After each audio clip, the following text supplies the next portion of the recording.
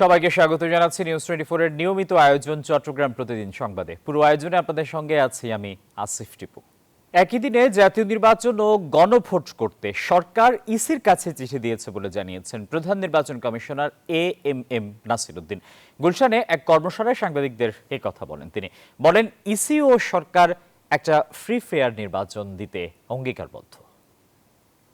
Our commission is committed to deliver a free, fair and credible election. We remain steadfast on our goal. Our agenda and only agenda is to deliver a free, fair and credible election. Nothing more, nothing less. ত্রয়োদশ জাতীয় সংসদ নির্বাচন সুষ্ঠুভাবে সম্পন্ন করতে প্রস্তুত রয়েছে commission, জানিয়েছেন নির্বাচন কমিশনার আবুল ফজল মোহাম্মদ সানাউল্লাহ।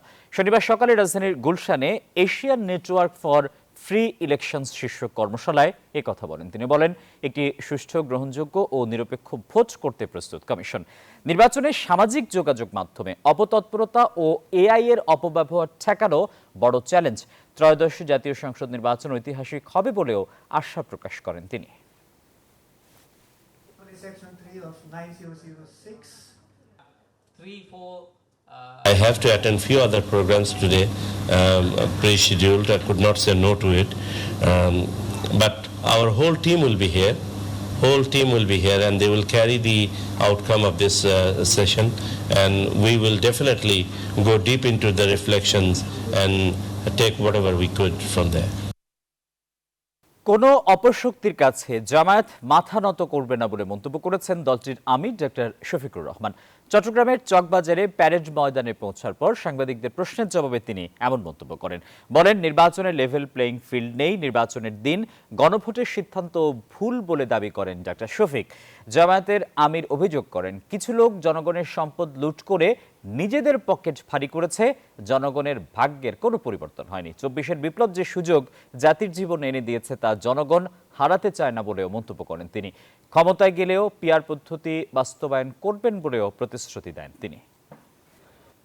বাংলাদেশের সীমানার ভিতরে যারা বসবাস করে তাদের জন্য, এদেশের শিশুদের জন্য, এদের মায়েদের জন্য, এদেশের বৃদ্ধ যারা হয়েছেন তাদের জন্য, যারা একেবারেই অসহায় তাদের জন্য আমরা তাদের কথা বলতে চাই, আমরা তাদের কণ্ঠ হতে চাই। এই জন্য আমরা আল্লাহর উপর ভরসা করে ঘোষণা করেছি যে আমাদের যুদ্ধ হবে এই দেশকে সত্যিকার মুক্তির স্বাদ এনে দেওয়ার জন্য দুর্নীতির বিরুদ্ধে। এই যুদ্ধ আপসহীন, এই যুদ্ধে ইনশাআল্লাহ আমরা কারো কাছে মাথা নত করব না। ত্রয়োদশ জাতীয় সংসদ নির্বাচনে চাঁদপুর সদর ও হাইমচর 3 আসনে প্রতিদ্বন্দ্বিতা করছেন ছোট বড় 7টি রাজনৈতিক দলের 7 জন একক প্রার্থী। প্রার্থীরা চালাচ্ছেন প্রচার প্রচারণা আর ভোটারদের দ্বারে দ্বারে গিয়ে দিচ্ছেন নানান প্রতিশ্রুতি। তবে ভোটাররা বলছেন যে সমাজের দুস্থ ও অসহায় মানুষের পাশে দাঁড়াবে, চাঁদাবাজ ও মাদকের বিরুদ্ধে দাঁড়াবে আর প্রতিশ্রুতি রক্ষা করবে এমন শত যোগ্য ব্যক্তিকে নির্বাচিত করবেন তারা। চাঁদপুর প্রতিনিধি খোকন কর্মকারের পাঠানো তথ্য এবং ছবিতে দেখুন বিস্তারিত। যে ব্যক্তি সমাজের দুস্থ ও অসহায় মানুষের পাশে দাঁড়াবেন, চাঁদাবাজ ও মাদকের বিরুদ্ধে দাঁড়াবেন, মৌলিক অধিকার নিশ্চিত করার পাশাপাশি প্রতিশ্রুতি রক্ষা করবেন, এমন ব্যক্তিকে নির্বাচিত করতে চান ভোটাররা। গণ অভ্যুত্থান পরবর্তী সময়ে নির্বাচন ঘিরে জেলাবাসীর প্রত্যাশা অনেক। একটা ভালো লোক চাই এই এলাকার, যারা সব সময় আমাদের কাছে থাকবে ভোটের সময় এবং ভোটের পরে। শুধুমাত্র বিএনপি, জামায়াত ইসলামী, ইসলামী আন্দোলন বাংলাদেশের প্রার্থীরা মনোনয়ন পেলেও মাঠে প্রচার প্রচারণা ও গণসংযোগে পিছিয়ে নেই এনসিপি, গণফোরাম, জাতীয় পার্টি ও গণ অধিকার পরিষদ। আমরা চাঁদপুরের জনগণকে নিয়ে, সুশীল সমাজ সবাইকে নিয়ে আমরা চাঁদপুর বিনির্মাণে আমরা কাজ করতে পারবো। আমার পিছনে কাউকে হাঁটতে হবে না, আমি এবং আমার নেতৃবৃন্দ জনগণের পিছনে হাঁটবে। জনগণের যত সমস্যা আছে সকল সমস্যা সমাধানে আমরা তৎপর থাকবো। আমরা চাই যে মানুষের অবকাঠামোগত উন্নয়ন এটা নিশ্চিত করা। জেলা নির্বাচন কার্যালয়ের তথ্য মতে চাঁদপুর সদর ও হাইমচর 3 সংসদীয় আসনে মোট ভোটার 5,22,247 জন। এর মধ্যে পুরুষ 2,71,661 জন, নারী 2,50,634 জন আর তৃতীয় লিঙ্গের 2 জন। Desk report, news 24। চট্টগ্রাম 11 আসনে বিএনপির আন্তর্জাতিক বিষয়ক উপকমিটির সদস্য ইসরাফিল খসরু মাহমুদ চৌধুরীর গণসংযোগে দেখা গেছে ব্যাপক উৎসাহ উদ্দীপনা। রাষ্ট্র কাঠামো মেরামতের 31 দফা কর্মসূচি হাতে নিয়ে দলীয় নেতাকর্মীদের নিয়ে মাঠে নেমেছেন তিনি। হাতে ধানের শীষ, চারদিকে স্লোগান, ব্যানার আর অসংখ্য নেতাকর্মী। এই দৃশ্য চট্টগ্রাম 11 আসনের। এ ধরনের গণসংযোগ নিয়মিতই করছেন বিএনপির আন্তর্জাতিক বিষয়ক উপকমিটির সদস্য ইসরাফিল খসরু মাহমুদ চৌধুরী। তার মতে, ধানের শীষের পক্ষে এমন গণজোয়ার থামানোর সাধ্য কারো নেই। আমরা যদি ঐক্যবদ্ধ থাকি, আগামী নির্বাচনে বাংলাদেশ জাতীয়তাবাদী দলকে কেউ হারাতে পারবে না ইনশাআল্লাহ। বিজয় আমাদের সুনিশ্চিত। ইসরাফিল বলেন, গণসংযোগের পাশাপাশি এলাকার মানুষকে বিএনপির 31 দফার ব্যাখ্যা দিতে মাঠে নেমেছেন তিনি। আরও বলেন, দীর্ঘদিন রাজপথে থেকে আন্দোলনে নেতৃত্ব দেওয়ার কারণে চট্টগ্রাম 11 আসনে মনোনয়নের বিষয়ে আশাবাদী তিনি। জনগণকে আছে সম্পৃক্ত করা এবং নেতাকর্মীদের নিয়ে মানুষের কাছে যাওয়া ঘরে ঘরে, যেন তারা ভোট, তাদের মূল্যবান ভোটটা তারা প্রদান করেন। আগামী নির্বাচনে ধানের শীষকে বিজয়ী করতে মাঠ পর্যায়ে এমন প্রচারণা আরও বাড়ানো হবে বলে জানান তিনি। Desk report, news 24। কুমিল্লায় 11,000 মোটরসাইকেল নিয়ে পৃথক শোডাউন করেছেন জামায়াতের 3 প্রার্থী। ঘোষিত কর্মসূচির অংশ হিসেবে সকাল থেকে কুমিল্লা 5, 9 ও 10 আসনে জামায়াত ইসলামের প্রার্থীরা ভিন্ন ভিন্নভাবে শোভাযাত্রা করেন। পৃথক মোটরসাইকেল শোডাউনে অন্তত 11,000 মোটরসাইকেলে 25,000 নেতাকর্মী অংশগ্রহণ করেন। সারা দেশে শীতের আমেজ থাকলেও কক্সবাজারের পরিবেশ কিছুটা উল্টো। সমুদ্র তীরবর্তী জেলাটির আবহাওয়া এখনো নাতিশীতোষ্ণ। এমন আবহাওয়ায় সাপ্তাহিক ছুটির দিনকে কেন্দ্র করে বিশ্বের দীর্ঘতম সমুদ্র সৈকত মুখরিত পর্যটককে পরিবার পরিজন নিয়ে আসা পর্যটকরা মেতেছেন আনন্দ উচ্ছ্বাসে। এ নিয়ে আরো খবর জানিয়েছেন ইরফানুল হাসান।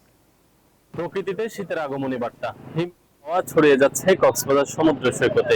আর আজকে ছুটির দিনে কক্সবাজার সমুদ্র সৈকতে পর্যটকের মুখর রয়েছে। আমরা এই মুহূর্তে আছি কক্সবাজারের কলাতলী সৈকতে। এখানে যে দৃশ্য দেখতে পাচ্ছি, মোটামুটি সকাল থেকে এখানে একেবারে পর্যটকে মুখরিত ছিল এবং সৈকতের শুধু লাবণী পয়েন্ট, সুগন্ধা পয়েন্ট এবং কলাতলী পয়েন্ট সহ প্রায় সবকটি পর্যটন কেন্দ্র আজকে মোটামুটি মুখর রয়েছে। তবে ব্যবসায়ীরা বলছেন যে শীতের সময় যে পরিমাণ পর্যটক কক্সবাজারে থাকে সে পরিমাণ পর্যটক আসলে এবারে নেই। তারা যে আসলে কারণ হিসেবে যেটি বলছেন যে সেন্ট মার্টিনে পর্যটকদের এই মাসে যাতায়াতের কথা থাকলেও সেখানে আসলে সেন্ট মার্টিনের জন্য পর্যটকরা আসছেন না, কারণ সেখানে রাত্রি যাপন করার সুযোগ থাকছে না। আগামী মাস থেকে সেখানে রাত্রি যাপনের অনুমতি রয়েছে এবং সেখানে পর্যটকরা রাত্রি যাপন করতে পারলে কক্সবাজারের পর্যটনে আবারও প্রাণচাঞ্চল্য ফিরে আসবে বলে প্রত্যাশা তাদের।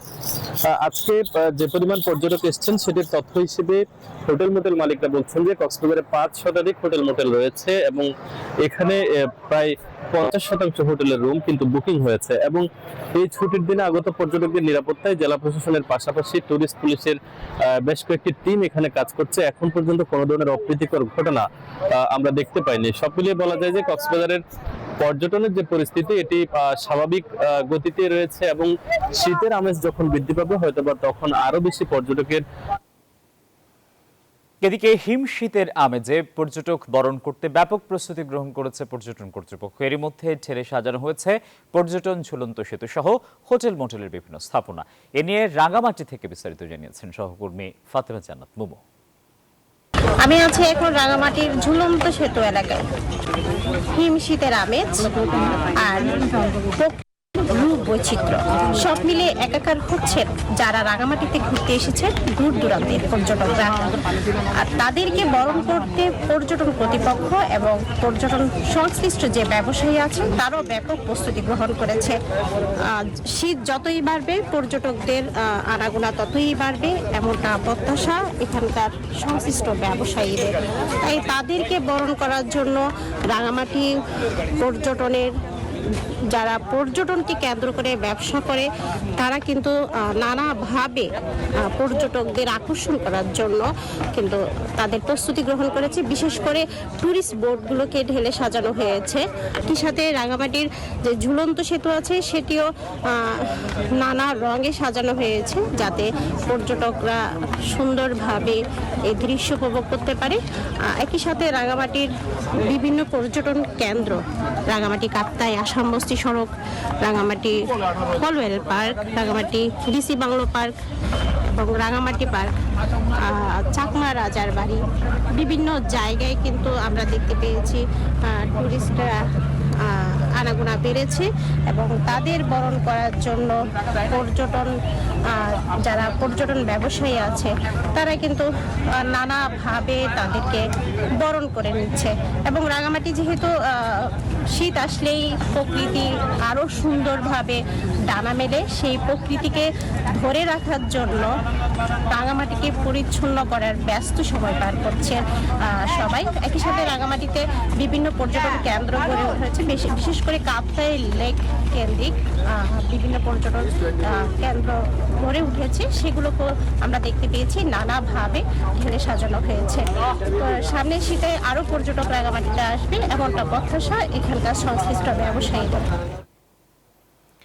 বিএনপির ভারপ্রাপ্ত চেয়ারম্যান তারেক রহমানের 61তম জন্মদিন উপলক্ষে ব্রাহ্মণবাড়িয়ার আখাউড়ায় ফ্রি মেডিকেল ক্যাম্প ও বিনামূল্যে ওষুধ বিতরণ করা হয়েছে। ব্রাহ্মণবাড়িয়া 4 আসনের বিএনপি মনোনয়নপ্রাপ্ত এমপি প্রার্থী মুশফিকুর রহমানের সমর্থনে উপজেলা বিএনপি ও অঙ্গ সংগঠনের আয়োজনে এবং জেলা ড্যাবের সহযোগিতায় চলা এই ক্যাম্পে বিভিন্ন বিভাগের 21 জন বিশেষজ্ঞ চিকিৎসক সেবা প্রদান করেন। ক্যাম্পে প্রায় 2000 রোগীকে বিনামূল্যে চিকিৎসা সেবা দেওয়া হয়, পাশাপাশি রোগীদের প্রাথমিক ওষুধ দেওয়া হয়।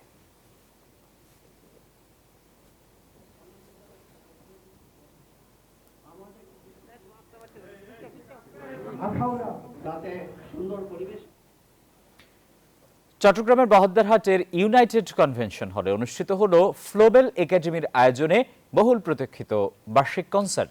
এবছরের অনুষ্ঠানের মূল প্রতিপাদ্য ছিল জলবায়ু পরিবর্তন, যা সময়ের অন্যতম জরুরি বৈশ্বিক চ্যালেঞ্জ। বিকেলে অনুষ্ঠিত বার্ষিক কনসার্টে ফ্লোবেল একাডেমির টেকসই শিক্ষা উদ্যোগ ফ্লোবেল কেয়ারসের মাধ্যমে শিক্ষার্থীদের পরিবেশ বান্ধব চিন্তা, দায়িত্বশীল আচরণ এবং দীর্ঘমেয়াদী উন্নয়ন ভবিষ্যৎ নির্মাণে উদ্বুদ্ধ করাই ছিল এই আয়োজনের প্রধান উদ্দেশ্য। এ সময় উপস্থিত ছিলেন doctor Bhaskar Chakraborty, consultant cancer বিশেষজ্ঞ, Ahsania mission cancer and general হাসপাতাল, মোহাম্মদ জহিরুল ইসলাম, ব্যবস্থাপনা পরিচালক PHP family, BSRM group of কোম্পানিজের অর্থ পরিচালক জোহাইর তাহের আলী সহ অন্যরা।